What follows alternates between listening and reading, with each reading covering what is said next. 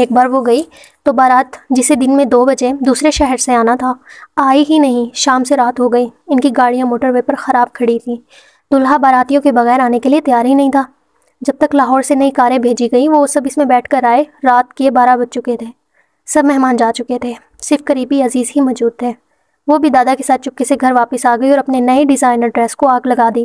اس کے سب کزنز اس کے گرد گھیرا بنائے اس کا مذاق اڑانے میں مصروف تھے۔ نانا ذرا پوچھئے کھانا جل گیا یا بچ گیا؟ امیرہ آئی ہے نا آج، بجلی کی کنیکشن بھی چیک کروا لیجیے گا، شارٹ سرکٹ سے آگ نہ بھڑک اٹھے، کسی ایک نے کہا۔ میں تو دعا کرتی ہوں کہ دلہا بھائی خیریت سے آ جائے، خوبصورت نظر آنے کی کوشش کرتی خالہ زاد بولی۔ مجھے تو دلہن کی فکر ہے، افواہ اڑی تھی کہ 2 لاکھ کا لہنگا چلتے چلتے بچا ہے۔ ادائے نازنین اپناتے دوسری خالہ زاد نے بھی بولنے میں دیر نہیں کی۔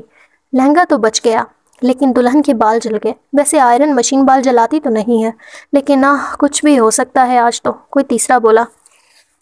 ہم سب تو مذاق کر رہے تھے امیرہ، تم تو سنجیدہ ہی ہو گئی، وہ رونے جیسی ہو جاتی تو کوئی کہہ دیتا۔ 3 گھنٹے بعد اس کا خالہ زاد تنے ہوئے اعصاب کے ساتھ ایسے آیا جیسے کسی کو پھانسی گھاٹ لے جانے کے لیے آیا ہو۔ 4-5 گھنٹے سے پہلے بارات نہیں آئے گی، سب امیرہ سے معذرت کرو، اس نے ہماری معذرت قبول کر لی تو شاید بارات جلدی آ جائے۔ بکواس بند کرو سب اپنی۔ وہ اتنی زور سے چلائی کہ ان 10-12 کا گروپ سن سا ہو گیا۔ میں تمہارا منہ توڑ دوں گی حسان، اس نے بمشکل خود کو رونے سے روک کر چلا کر کہا۔ منہ تو تمہارا توڑنا چاہیے جو اپنی ساری نحوست لے کر میری بہن کی شادی خراب کرنے آ گئی۔ امیرہ کا جی چاہا سارے پنڈال کو آگ لگا دے، بھڑکا دے، کاش واقعی شارٹ سرکٹ ہو جائے اور سارے روشن کمکمے بجھ جائیں تاکہ اس کے دھاڑے مار مار کر روتے تاریک چہرے اور کپکپاتے وجود کو کوئی دیکھ نہ سکے۔ وہ کب سے سب کے مذاق میں چھپے طنزوں کو جھیل رہی تھی۔ وضو کرنے کے بعد مسجد میں جانے سے پہلے خود کو آئینے کے سامنے کھڑا کر کے ضرور دیکھنا، شاید دوبارہ کبھی مجھے یہ سب کہتے تمہاری زبان لڑکھڑا جائے اور تمہیں یہ بات سمجھ آ جائے کہ کچھ بھی برباد اور آباد کرنے کی طاقت انسان کے ہاتھ میں ہے نہ اختیار میں۔ حکم کن اور عمل فیکون ہے، رب کی خوبی ہے اس کے بندوں کی نہیں۔ بمشکل خود کو رونے سے بچاتے اس نے 5 وقت کے نمازی حسان سے کہا اور باقی سب کی طرف افسوس سے دیکھا۔ دادا کو لے کر وہ چپکے سے گھر آ گئی۔ اس کی سگی خالہ زاد کی شادی تھی، اس کے دل میں بھی ارمان تھے شادی کو لے کر۔ اس نے خاص اس شادی کے لیے بہت تیاریاں کی تھی لیکن سب نہ صرف بیکار گیا تھا بلکہ اسے دکھ دے کر گیا تھا۔ اس نے ایک سفید کاغذ پر میں کسی تقریب میں نہیں جاؤں گی، کبھی بھی نہیں، وعدہ لکھ کر اپنی الماری کی اندرونی دیوار پر چپکا دیا۔ جب کبھی اس کا کہیں جانے کو دل چاہتا تو وہ الماری کھول کر اپنے وعدے کو یاد کر لیتی۔ یہ سب وہ کرتی تو گئی لیکن بہت اکیلی ہوتی گئی۔ وہ آسانی سے رو پڑتی، اسے آسانی سے رلایا جا سکتا تھا، جیسے کہ کوئٹہ والے ماموں سال میں ایک بار بھی آ جاتے تو رضائی میں دبک کر کافی کا بڑا مگ پیتے ہوئے کہتے، بلاؤ ذرا امیرہ کو، اسے رلائیں۔ وہ نہ جاتی تو ماموں کھینچ کر لے جاتے۔ ہنس ہنس کر سب لوٹ پوٹ ہوتے، وہ دھاڑے مار مار کر رو رہی ہوتی اور ماموں اس کی نحوست کا ایک قصہ حوالہ جات کے ساتھ سنائے جاتے۔ اماں اسے ڈانٹتی، مذاق کر رہے ہیں ماموں، امیرہ کیوں ایسے دھاڑے مار مار کر رو رہی ہو؟ دادا آتے سب کو ڈانٹ کر اسے لے جاتے، جاہل لوگ ہیں امیرہ، ان پر توجہ نہ دیا کرو۔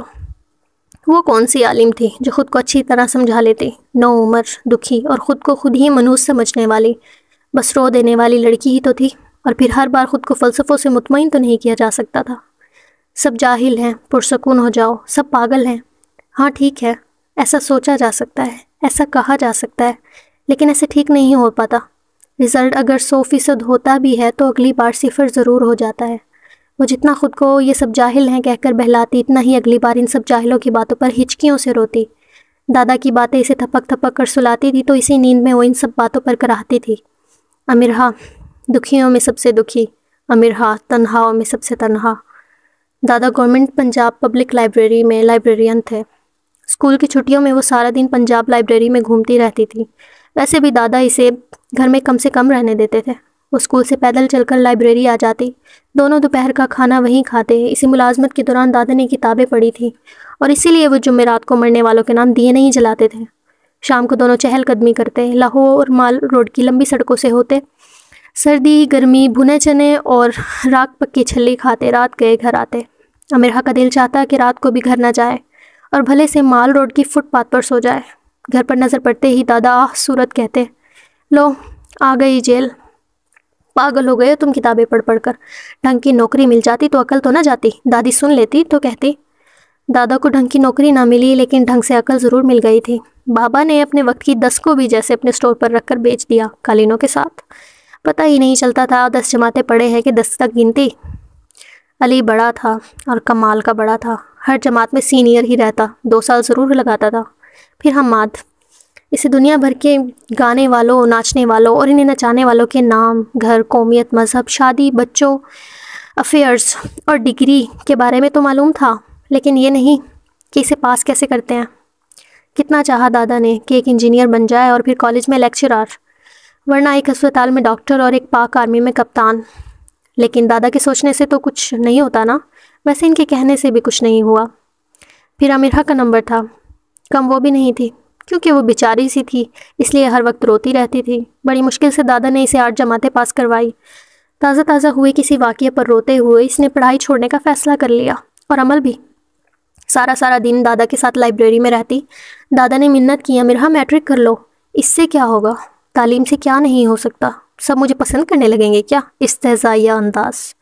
تمہیں یہ فکر کیوں ہے کہ سب تمہیں پسند کرنے لگے؟ تعلیم تم نے اپنے لیے حاصل کرنی ہے، اپنی زندگی کو تعمیر کرنے کے لیے۔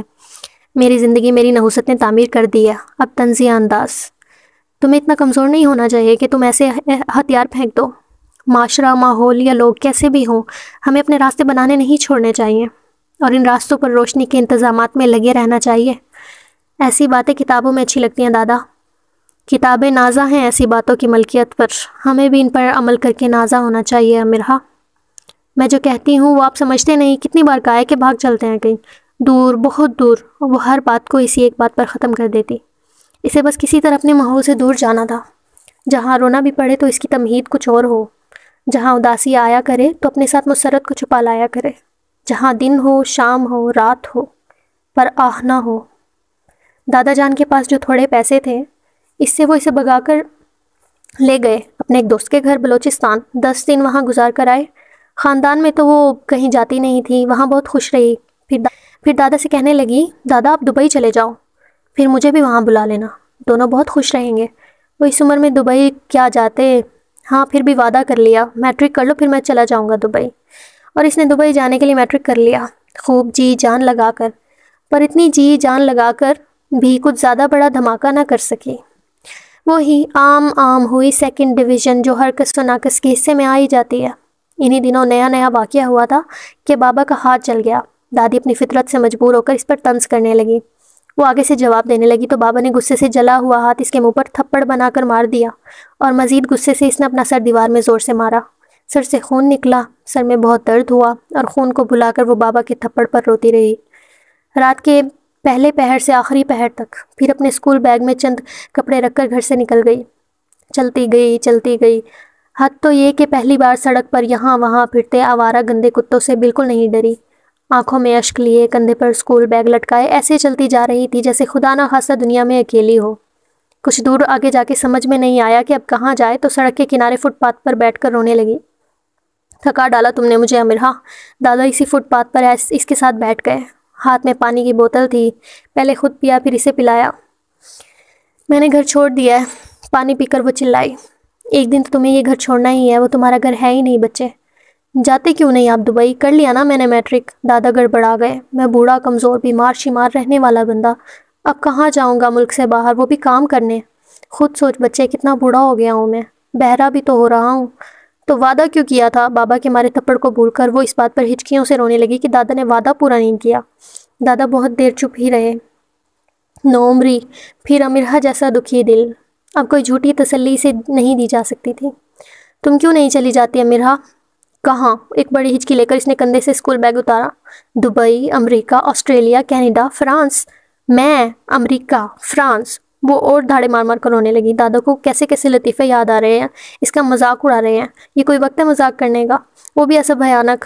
ہاں نا، مرزا کمال کی نواسی نے FSC میں ٹاپ کیا ہے اس سال، اسے اسکالرشپ ملا ہے۔ 2 دن ہوئے وہ کینیڈا چلی بھی گئی۔ امرہ تم FSC میں ٹاپ کر لو۔ میں؟ پھر وہی بھیانک مذاق کا انداز۔ اف یہ دادا۔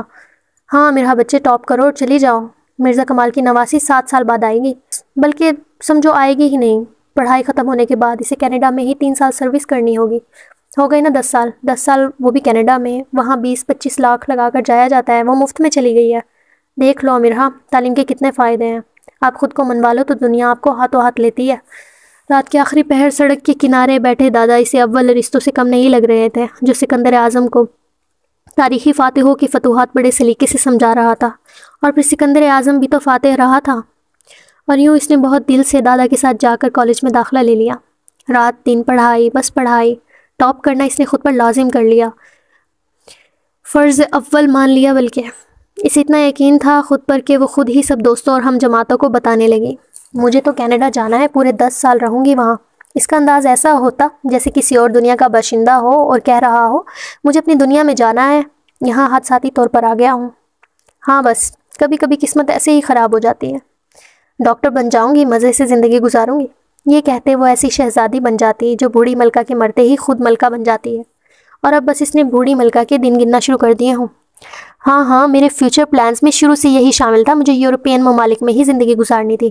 یورپ کو وہ صرف کینیڈا تک جانتی تھی اور مانتی تھی، اور کہہ ایسے رہی تھی جیسے 7 براعظم کو گھوم کر ایک یورپ کا انتخاب کیا ہو۔ بس یہ 2 سال ہیں، جلدی سے امتحان ہو اور میں جلدی سے جاؤں۔ سورج کو اتنی جلدی ڈوب لانے کی اور چاند ستاروں کو روشنی لانے کی اتنی جلدی نہیں ہوگی جتنی اس کو یہاں سے بھاگنے کی تھی۔ ان 2 سالوں میں وہ بہت خوش رہی۔ اس نے کینیڈا کی اتنی معلومات اکٹھی کر لی تھی کہ خود کینیڈین بھی اتنا نہیں جانتے ہوں گے۔ دادا نے اس کو وہ ساری کتابیں لا دی جس میں کینیڈا لفظ کہیں نہ کہیں آتا تھا، اور پھر رزلٹ آ گیا، ٹاپ بھی ہو گیا، پر افسوس کسی اور کا۔ وہ A+ بھی نہ لے سکی۔ رو رو کر اس نے اپنا حشر برا کر لیا۔ دادا چھپے چھپے نظریں چرائے پھرتے تھے جیسے پیپر انہوں نے دیے تھے اور صحیح سے محنت نہیں کی تھی۔ چند جگہوں پر اسکالرشپ کے لیے اپلائی کیا، مگر جہاں ++ والوں کی بھرمار ہو وہاں A گریڈز کو کون پوچھتا ہے۔ دادا کو ان دنوں معلوم ہوا ملک میں کتنی تعداد ہے لائق طلباء کی۔